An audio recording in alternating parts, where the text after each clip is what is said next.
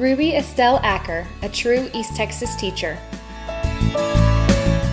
Ruby Estelle Acker was born in 1908 in Newsom, Texas. She was the middle child of two brothers, Elton and Leon. Newsom was a small town in East Texas settled in 1865 by Vinnie Newsom. Ruby's parents were just poor, rural farmers at the time, but Ruby dreamed of something more, saying she wished to improve herself and not live on a farm forever. After finishing high school in 1926, Ruby was accepted to East Texas State Teachers College in Commerce, Texas, where her brother Elton was also attending. In her hometown, there was a little yellow depot whose agent was Will Neal that held an important place by providing transportation for college students. In the fall of 1927, Ruby boarded a train and headed off to pursue her dreams. Ruby roomed in the girls' dormitory on campus and was expected to uphold strict rules of etiquette outlined in the girls' college handbook.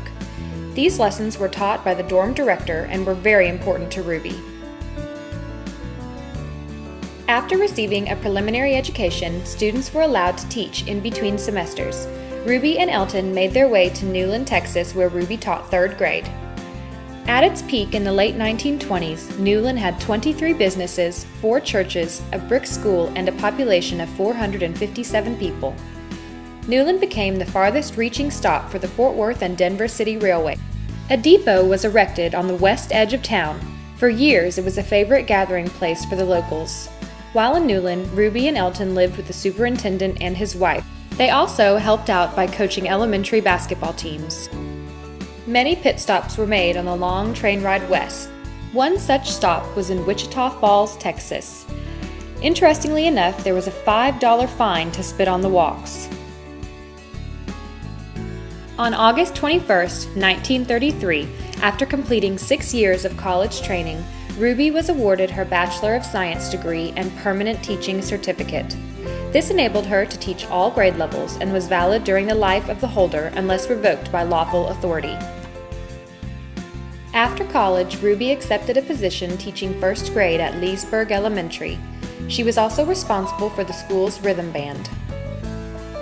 It was here that Ruby met her husband-to-be, Royce Alton Martin. They were married in 1935 and had their first child 7 years later in 1942. Over a short 3.5 years, Ruby and Alton had 3 children, Royce, Brenda, and Rix, who is named after one of their favorite East Texas professors. Ruby and her family eventually relocated to Pittsburg, Texas, a short 10 miles from Leesburg. In 1957, Ruby and many other teachers were required by the superintendent to return to university and obtain their master's degrees. Ruby attended the required classes over breaks and during the summer to adhere to this new requirement and succeeded in obtaining her master's degree on August 22, 1958. Ruby continued to teach until her retirement and was followed by a legacy of family teachers in her daughter, Brenda, and her granddaughter, Casey. Ruby passed away in October of 2003 and was laid to rest in Pittsburg, Texas. Ruby helped pave the way for the women of her time, those seeking to better themselves with an education. She left an example of dedication and hard work and continues to be the definition of a true East Texas teacher.